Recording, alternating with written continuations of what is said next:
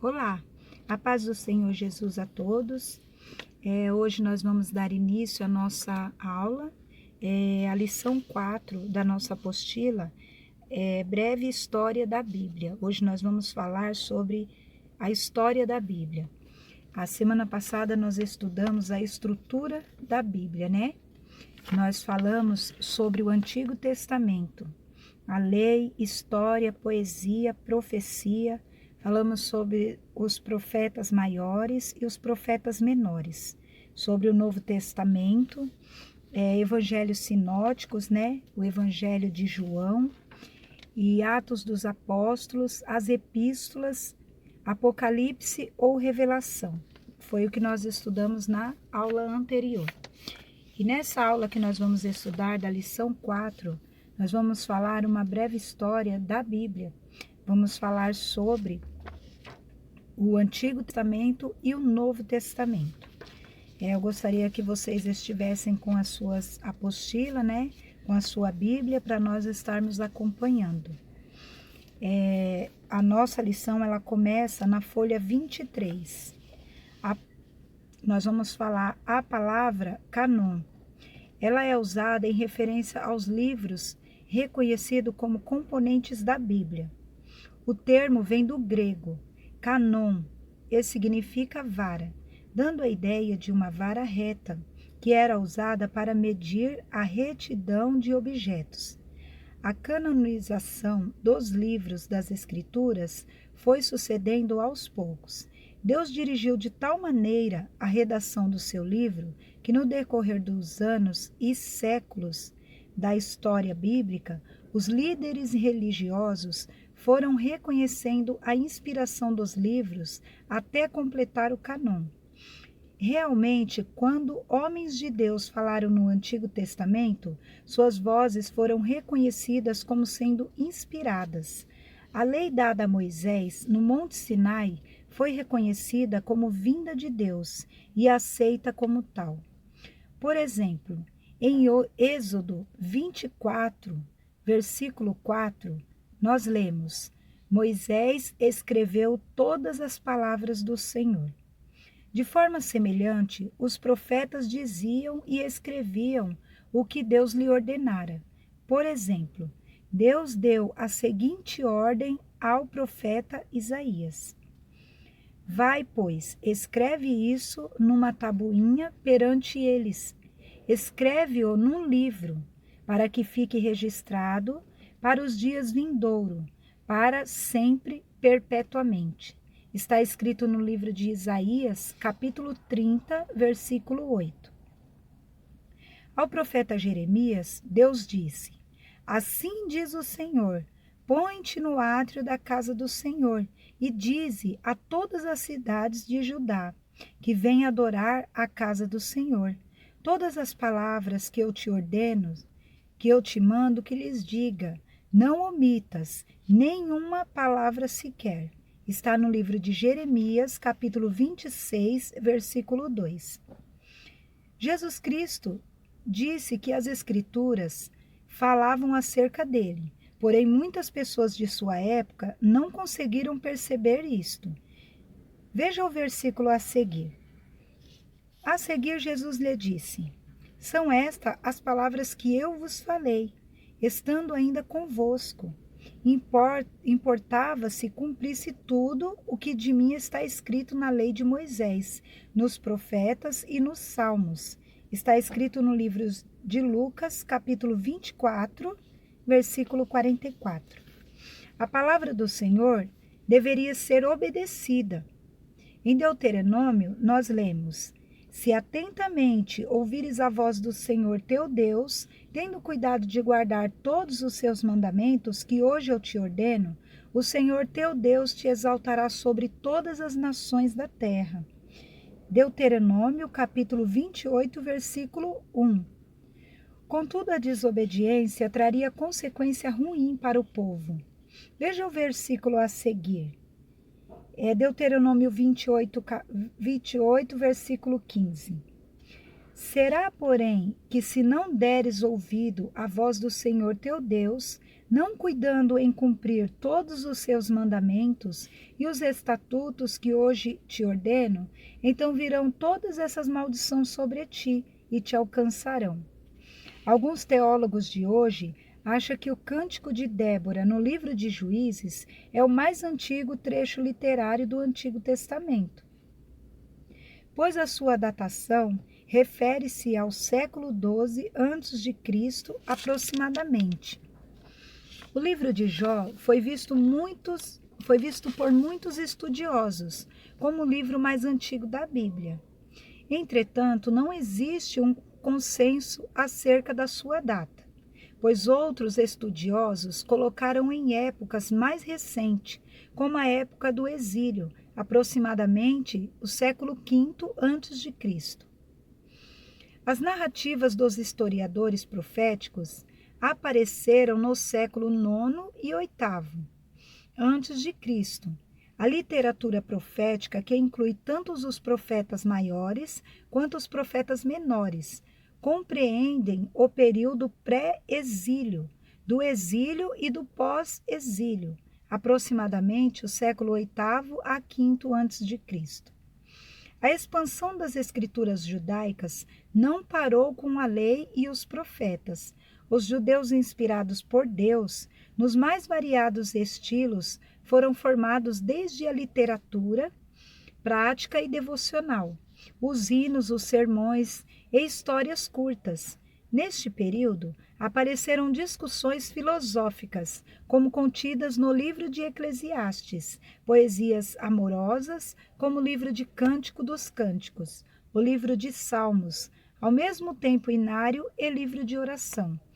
Os judeus denominaram estes e outros textos de escritos, a saber, Salmos, Jó, Eclesiastes, Provérbios, Daniel, Lamentações, Ester, Rute, 1ª e 2ª de Crônicas, Esdras, Neemias e Cânticos. O livro de Daniel, dentre outros assuntos, fala-nos acerca do período em que os judeus estiveram exilados na Babilônia.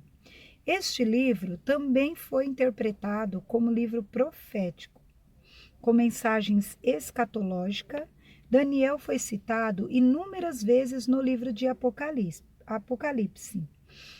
Esdras e Neemias contam a história do retorno dos judeus a Jerusalém, no fim do exílio da Babilônia, onde ficaram cativos por quase 70 anos. Do livro de Malaquias, último profeta do Antigo Testamento, até o livro de Mateus, o primeiro livro do Novo Testamento. Temos o período histórico, conhecido como intertestamentário ou interbíblico, momento de transição entre o Antigo e o Novo Testamento. Muitos livros foram escritos neste período, porém, posteriormente, foram considerados pela Igreja como sendo destituídos de inspiração divina. Os judeus não os reconheceram como canônicos. A Igreja Católica aceitou 7 livros desses descritos que não estão presentes no cânon da Bíblia judaica, e nem na Bíblia protestante. Os chamados livros apócrifos ou deuterocanônicos são Tobias, Judite, 1ª e 2ª Macabeus, Livro da Sabedoria, Eclesiásticos, Baruque e as passagens gregas de Daniel e Ester. Os livros de Macabeus são valiosos em algumas informações históricas, por narrar a dominação grega em Israel. O Novo Testamento. O Antigo Testamento, que foi a época em que aconteceu a vinda de Jesus. Logo depois da ressurreição de Cristo e da sua ascensão, os que haviam sido testemunhas oculares de sua glória foram a todos os lugares pregar o Evangelho, de boca em boca. Anunciaram as boas novas que o Mestre havia trazido. Com o passar dos anos, surgiu a necessidade de registrar o que ensinavam.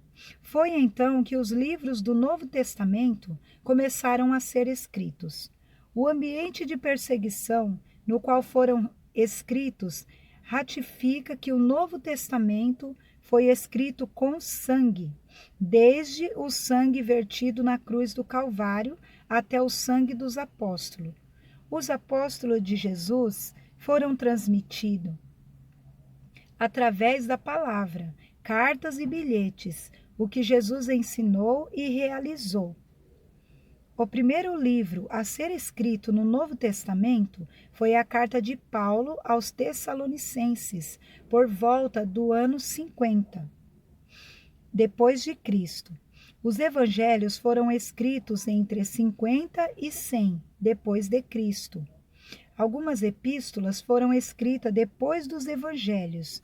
O livro de Atos dos Apóstolos foi escrito por volta do ano 63 depois de Cristo. O Apocalipse foi escrito entre 70 e 95 depois de Cristo, durante o reinado do imperador Domiciano. Alguns estudiosos acreditam que haviam alguns trechos escritos anteriormente, em 70, na época do imperador Nero. Nós vimos a diferença do Velho Testamento e Novo Testamento. Entre o Antigo Testamento, que é dado às escrituras hebraicas, e o Novo Testamento, que é dado aos... Nós vimos qual a diferença entre o Antigo Testamento, que é dado às escrituras hebraicas, e o Novo Testamento, que é dado aos escritos produzidos pelos cristãos depois da vinda de Jesus Cristo. Agora nós vamos estudar sobre os autores dos livros. Os livros da Bíblia são, do ponto de vista literário, registro de fatos e acontecimentos, tradições, costumes e história do povo de Deus. Nesse aspecto, devemos considerar que fica muito difícil atribuir, na maioria dos livros, a autoria. Os livros costumam levar o nome do seu personagem principal e, com as raras exceções, pode-se afirmar que foi aquele personagem quem o escreveu. Não existe um original da Bíblia ou de um livro bíblico. Cremos que, para evitar a idolatria, são centenas e às vezes milhares de fragmentos que foram reunidos para se compor determinado livro. Os manuscritos antigos são, por isso, chamados de originais. Existem vários estudos sobre a composição da literatura bíblica. Modernamente, as mais aceitas pela área acadêmica são os da crítica literária, moderna ou alta crítica. Os estudiosos dessa corrente admitem para o Pentateuco, por exemplo, várias escolas literárias que produziram textos paralelos e que depois houve uma tentativa de harmonizar os textos produzidos em um só, formando então os 5 livros. Para o Novo Testamento, principalmente em relação aos evangelhos, a teoria é semelhante.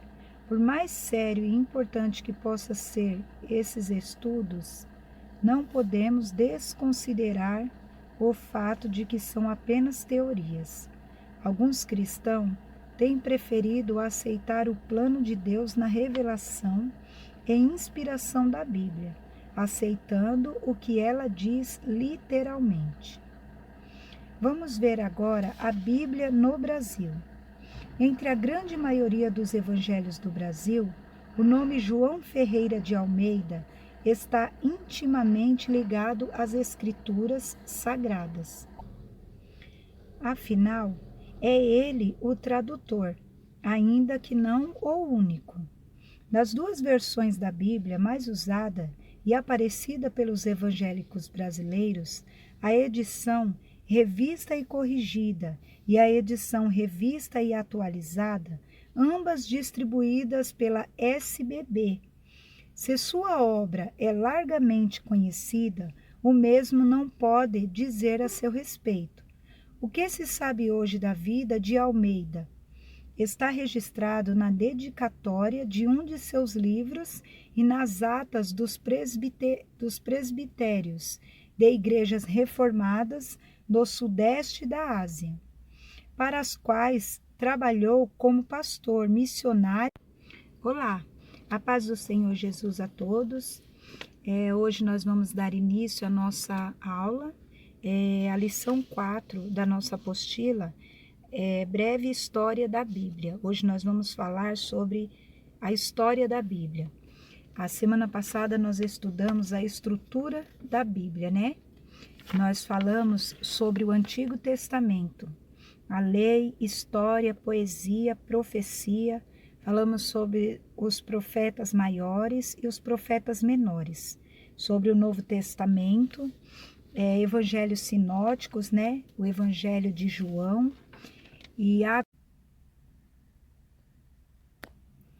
Nascido na cidade de Torres de Tavares, em Portugal, Almeida morreu em 1693, na Batávia, atual Ilha de Java, Indonésia, com apenas 16 anos.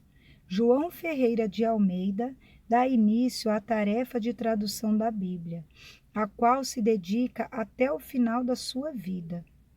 A Bíblia completa de Almeida foi publicada pela primeira vez em português no ano de 1819. Em 1898, ocorreu a revisão da versão de João Ferreira de Almeida, que recebeu o nome de Revista e Corrigida. Em 1948, a Sociedade Bíblica do Brasil foi fundada, SBB. Em 1956, tivemos a versão revista e atualizada. Em 1988, tivemos a tradução da Bíblia na linguagem de hoje, elaborada no Brasil, pela Comissão de Tradução da SBB. A partir dos originais, em 1993, tivemos a segunda edição da versão revista e atualizada de Almeida, elaborada pela SBB. Em 1995, tivemos a segunda edição da versão revista e corrigida. Em 2000, tivemos a nova tradução da linguagem de hoje, também elaborada pela Comissão de Tradução da SBB. Então, aqui nós vamos terminando o nosso estudo, né? Da nossa lição 4, nós estudamos a breve história da Bíblia, algumas coisas, né, muito interessantes sobre o Antigo Testamento, o Novo Testamento, e estudamos também sobre os autores, né, dos livros e a Bíblia no Brasil.